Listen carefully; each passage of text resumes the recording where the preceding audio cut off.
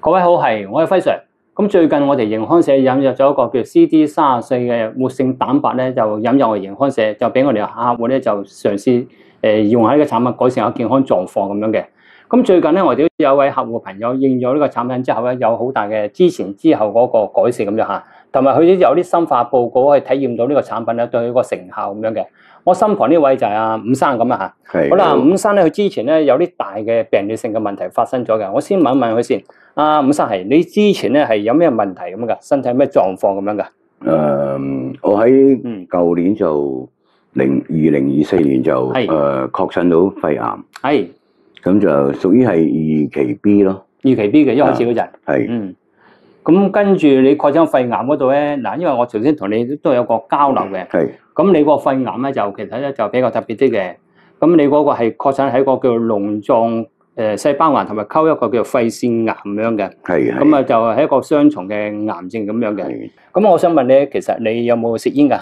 我有食煙嘅，係通常食煙嘅人咧係容易有小細胞肺癌嘅，嗰個咧進展速度又快咁樣嘅，活存率又低咁樣嘅。咁你當初咧係確診咗而家呢個肺癌啦，咁啊就聽你講，跟住再去好似做一個 PET scan 咁樣喎。PET scan 嗰度話你咩事嗰度啊？佢本身佢做一個 PET scan 出嚟就發現個右肺嗰邊就有兩粒光，係咁有粒光，跟住就咁我個家庭醫生就擔心，擔心佢係有啲唔好嘅嘢，跟住我哋抽組織，抽咗出嚟，咁就證實咗係真正係呢個肺癌啦，而且係一個比較幾惡嘅肺癌，係鱗狀，同埋我去做個醫生就變咗，暫時仲未有呢個標靶藥，亦都做唔到免疫治療，唯一就話只可以就話切咗佢，跟住就做4至6針嗰個叫做鞏固性化療，即係希望再 protect 翻保護翻佢咁樣。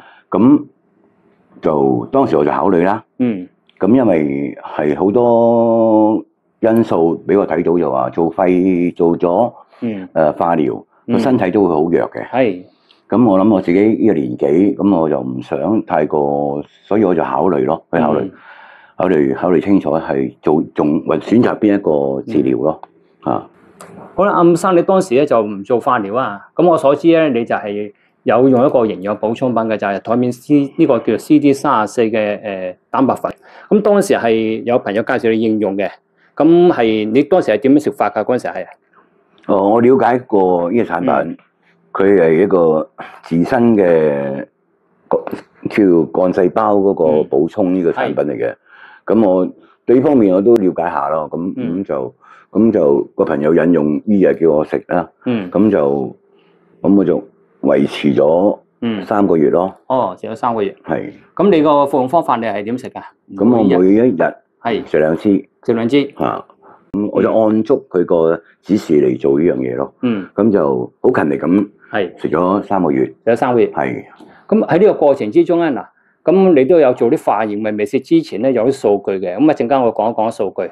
但我想問你，食咗呢個產品，自身嗰個感覺有冇咩之前之後有咩轉化，即係有啲得着咁樣啊？咁就明顯嗱，因為我知道呢個產品咧，其實佢係將你成個身體個細胞都會修復嘅。咁當時我本身係有前列腺嘅。咁係前列腺通常男人通常都去夜尿啊呢一方面咯。咁當時我嗰段時間都我覺得都好嚴重嘅，我曾經想去睇醫生嘅。咁你會所謂嘅嚴重係點樣嚴重啊？咁每一晚去 toilet 咁成5次啊。你要5次啊？要去係啊。咪冇夠好瞓5次喎。係啊，即係一個晚上咯。咁同埋有陣時平時去 toilet 啊、小便啊，可能都幾急啊。都幾急，有陣時可能要快步行多1-2步咁樣。咁就食咗個零月。喺8、9月嗰陣時，我就明顯上都好大改善。而家就2次到啦，即係5次就少咗3次，係啦，都唔錯啊，少咗一半有多啊，咁樣好明顯就係呢個產品可能咯，我唔敢講話一定係。因為之前嗱，你之前冇食其他嘢，就算有食其他嘢冇變化過噶嘛。冇。咁你係食咗呢個先係有呢個變化噶嘛？係咁，咁唔係可能噶啦，咁啊肯定係噶啦。我就有時有啲判斷咧。之前冇食嗰樣嘢，而家有食嗰樣嘢有變化，就嗰個產品噶啦。如果係有其他嘅效益，你之前已經改善咗噶嘛。係咪？咁啊，即係起碼呢個前列腺呢個係睇到咯，感覺到咯，咁就健康方面或者係可能精神咗咯，即係話個人個腦筋會清醒啲啊，好即係清晰啲咯，即係清晰啲咯。好啦，咁啊同埋咧嗱，因為坦白講咧，你因為都切咗個肺部嗰個氣管，切咗某部分咧，其實你喺呢個過程咧，你冇話因為切咗個肺啊，個人咧可能氣泡、氣促啊，或者係容易攰，有冇呢方面嘅症狀咁樣噶？有冇噶？還是都係差唔多咁樣啊？哦，切咗個身體一定係個機能一定會有冇咁好嘅，我覺得係，即係話喺體力方面啦，有機會係差啲咯。咁唔知係咪心理作用咯？即係譬如食咗就好似好明顯上好似體力好咗咯。好啊，伍生係嗱，咁其實呢段日子咧，你有冇做啲追蹤嘅檢查咁睇下嗰個復原速度啊，或者有冇擴散咁樣噶？哦，喺上個月我又做咗嗰個叫做核子 PET scan， 跟住就出嚟就冇任何變化，冇任何即係正常嘅息路係冇咁樣，咁都唔錯咁樣嚇。係咁啊，建議你咧，你定期咧可以追蹤下頭先所講嘅 PET scan 啊，或者係嗰個癌胚抗原咁啊嚇。明白。同埋最重要一樣嘢喎，產品咧其中一個咧就係輔助個角色，永遠記得係輔助，永遠唔係主力嘅。主力係咩啊？戒口。除咗係西方嘅中醫嘅治療之餘咧，就係戒口。戒口戒得好咧，其實好多差唔多40%至50%嘅，冇話醫翻好。你個活存率咧，起碼提升到可能50%至60%嘅，因為我哋營康社而家都處理緊10多位至20位嘅癌症人士嚟講咧，如果配合喺戒口咧，其實個活存率係高好多嘅。我哋見有啲人咧，即係有時食嗰啲煎炸嘢啊，或者真係唔肯戒口咧，即係可以斷崖式突然間冧晒嘅，咁啊好快脆㗎，咁啊過身㗎啦，咁啊所以呢個過程咧最緊要戒口咯嚇，同埋營養補充品定期食咯嚇。好嗱，我都講一講呢個 CD34嘅活性蛋白對人體有咩應用咁樣。咁其實呢個產品咧，佢係內含有2個生長因子嘅，一個就係白血球嗰個生長因子，同一個叫幹細胞生長因子。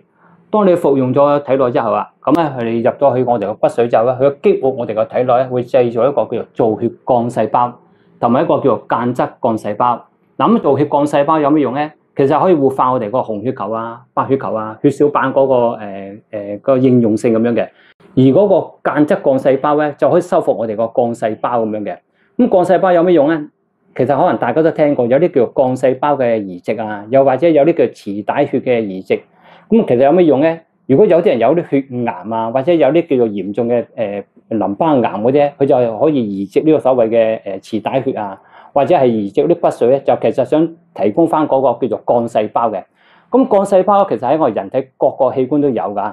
咁如果你個幹細胞退化，人體一個器官咧開始會病變啊、老化，甚至乎致癌嘅風險咁樣嘅。好啦，如果以伍生嚟講咧，服用呢個產品咧，佢最大嘅得著係點樣咧？嗱咁其實咧，佢未服用產品之前咧，佢都有個數據嘅報告咁樣嘅。嗱，因為我哋就想提升翻佢個白血球咧，對付嗰個腫瘤嘅能力嘅。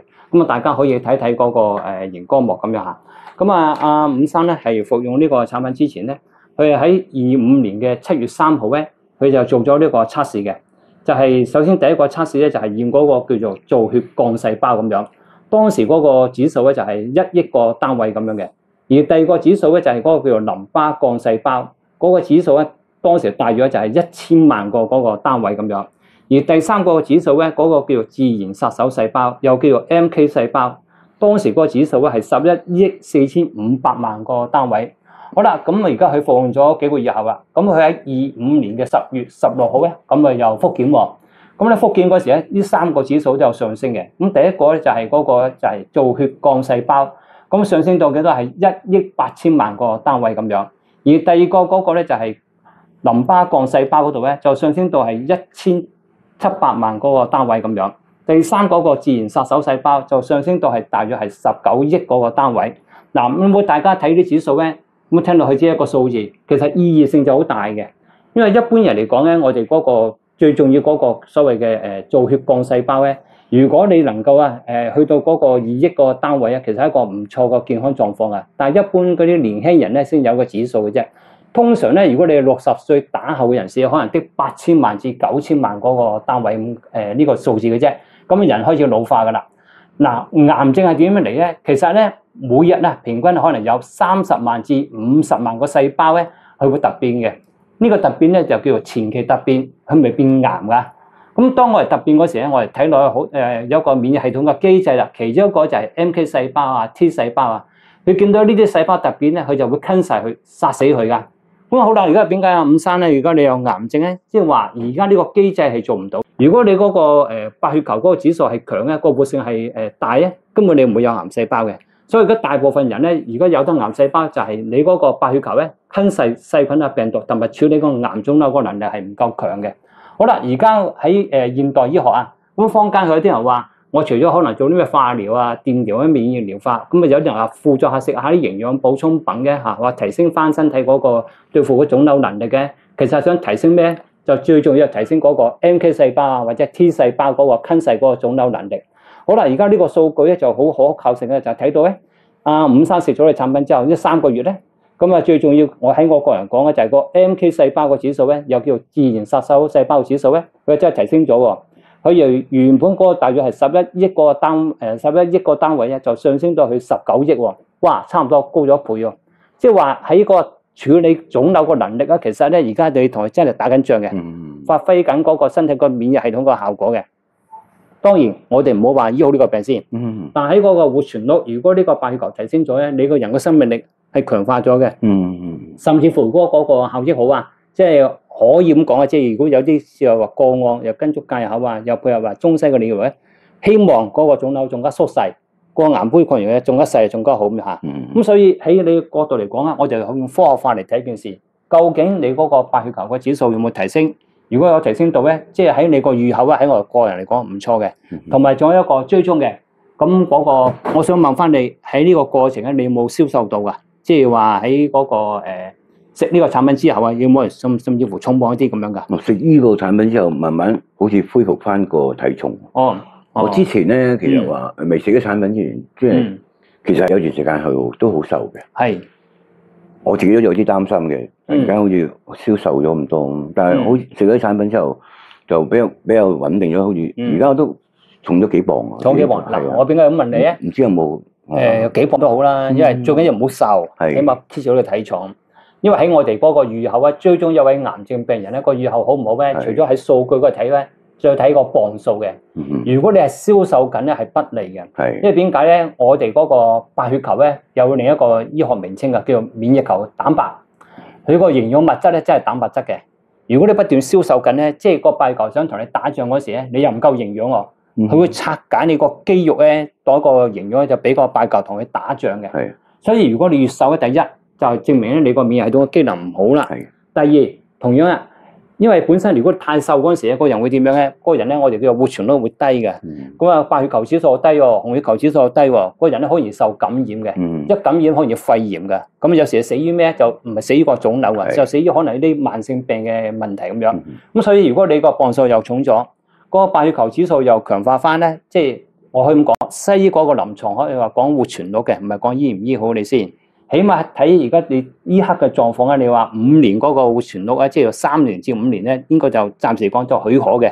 即係唔好話醫好先。當然啦，你話3年至5年後，如果有進一步空間嘅，提升翻嗰個仲多幾年嘅，我就叫做有賺噶啦。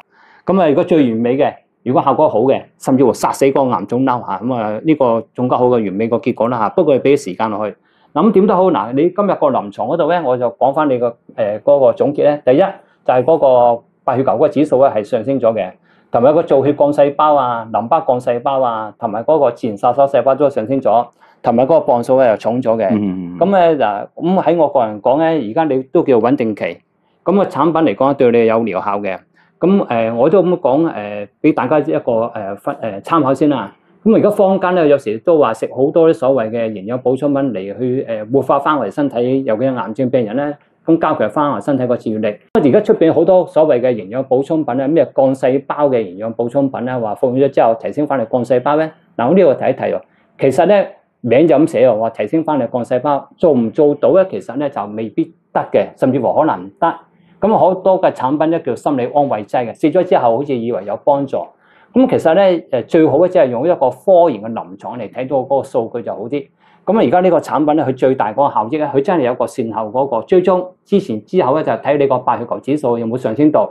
因為咧同樣地啦，而家西醫都講科學嘅，佢就睇你嗰個癌胚抗原有冇上升啊，或者有冇少咗啦，即係用嗰個數據嚟睇翻你個指數啊嘛。同樣，如果我哋個數據，如果你個白血球指數上升咗咧，起碼嚟講咧，你呢刻嚟講咧，你都有打仗嗰個能力，即係個活存率係提升嘅，呢個好重要嘅。咁某個程度，所以如果你話想睇到你個營養補充品有冇幫助咧，你都可以考法。即係如果癌症病人啦，而家出邊好多開埋話，有人話食雞蟲蛹啊、割草糖膠啊，咁甚至乎有咩幹細胞嘅營養補充品咧。其實如果你係標靶性或針對癌腫瘤咧，你可以用呢啲數據嚟做一個追蹤檢測咁樣嘅。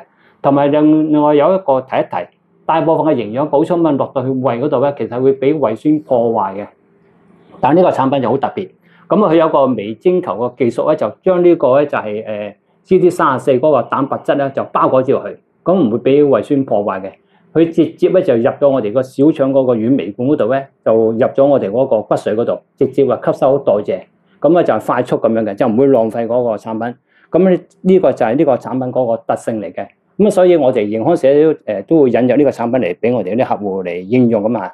因為癌症病人嚟講咧，坦白講咧，有時咧就係可以咁講咧，一患呢個病咧就係天文數字咧，就係喺可能化療、電療啊、標靶都用咗好多錢。咁如果有個產品咧，雖然我哋唔好話等於西藥，但係佢能夠提升你白血球嗰個提升翻所謂嘅治癒力。人體而家講咗好多現代醫學講治癒力咧，就點咧？其實治癒力咧就數據化，就睇你個白血球有冇上升到咧，就呢個就叫治癒力。佢就好真實俾我哋睇到嗰個治癒力嗰個效果，就係嗰個數據性可以睇到咁樣嘅。咁啊，同埋佢又冇咁容易話俾我哋個胃酸破壞，容易吸收到。咁所以咧，我都建議話，如果睇到呢個視頻嘅朋友，而且亦都咁啱係一位癌症病患者，你可以不妨咧就可以考慮呢個 CD34嘅蛋白。咁另外佢都有個協同效應嘅。咁如果你有食開你嘅營養補充品啊，或者中藥嘅食療咧，其實你可以加埋呢個營養補充品落去，提升翻你嗰個中藥嘅食療或者其他嘅營養補充品嘅效果咧，提升翻呢個叫做協同效應。1+1咧就唔係等於3嘅，可以放大可能幾倍嘅效益。嗱，咁呢個咧就係俾大家一個參考個建議咁啦嚇。好啦，都多謝大家今日睇呢個視頻咁樣嚇，多謝。